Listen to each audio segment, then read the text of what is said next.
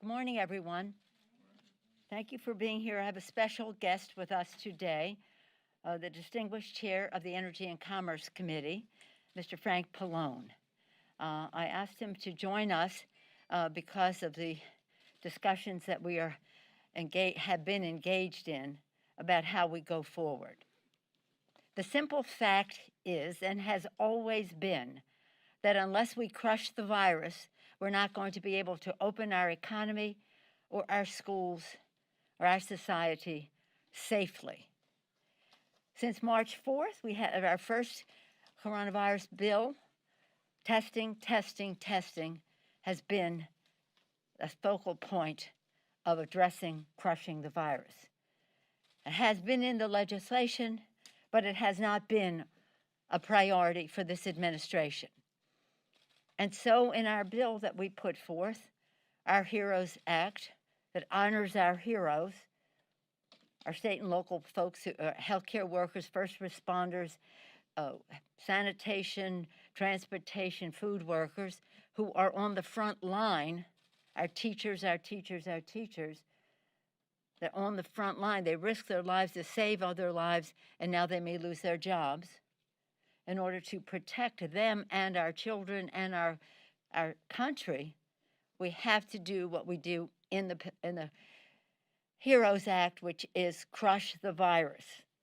And it's not just about having the language as we have over and over, acting in goodwill that the administration would listen to the scientists when it came to testing, tracing, treatment, mask wearing, separation, ventilation, sanitation. Did I say that? Instead, this bill, HEROES, lays out the plan. And it is a plan that the Energy and Commerce Committee, under the leadership of Frank Pallone, put together based on science, on what we have to do to crush the virus. And why the administration decides to ignore science, has contempt for science, the death toll rises. Since we passed our bill nearly 5 months ago, over 100,000 more people have died. Millions more have been infected because they want to ignore science and because they disdain governance. They don't want to obey science that would say, now you are required to do this or that. We're on a path that we should never have been on at this point. So when the president did his strange tweet that said, we're walking away from the negotiations, it was like, what? We've all been working very hard to find our common ground, to agree on language so that we have an understanding of what the legislation will do. We still haven't heard back on the score of the language for testing, tracing, treating. So that means that they just want money for the president to spend on who knows what, who's showing up at one of his golf clubs or something, that he's going to go buy their stuff. But this is a plan, a strategic plan that Mr. Pallone will describe, and that scientists have helped put together and support.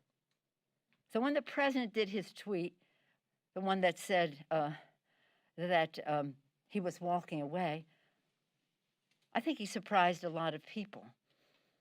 I don't want to go into who they are right now, but it was a disservice to the discussion that we were having in good faith.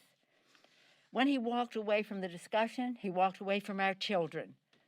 He walked away from how we can open up our schools virtually, actually, or in hybrid form, how we can educate our children.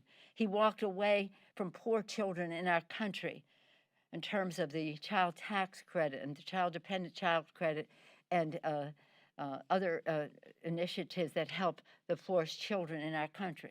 He walked away from what we were trying to do to put money in the pockets of the American people, food on the table, rent so they're not evicted.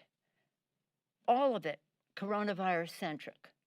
All of it coronavirus-centric. Not addressing any larger issue, coronavirus-centric. He walked away from our heroes. He said to those healthcare workers, police and fire, as I said before, teachers, transportation, sanitation, food workers, and the rest, we just don't care. You just don't matter.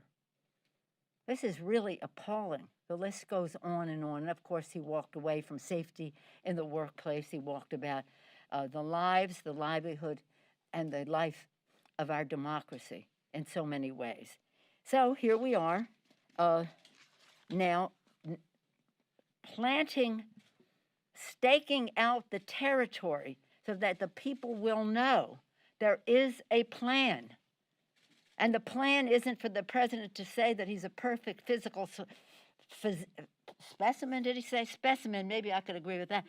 And young. He said he was young.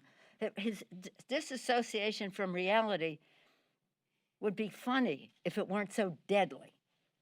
And his people, these enablers around who are enabling death, the death toll to rise. We have to shed a bright light on what has been possible for months that they chose to ignore because of their contempt for Congress and their disdain for governance. And so that's why, if there's one thing that has to be in this bill that he has never made as a priority, it's crushing the virus instead of the denial, delay, distortion, lack of reality that the president has all along brought to this.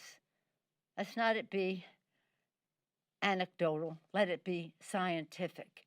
In that regard, I'm very proud to be with Frank Pallone this morning. He has worked on this issue. He knows these health issues backward, forward, over the years. So he can place this in the context of public health, of science, about reaching as many people as possible.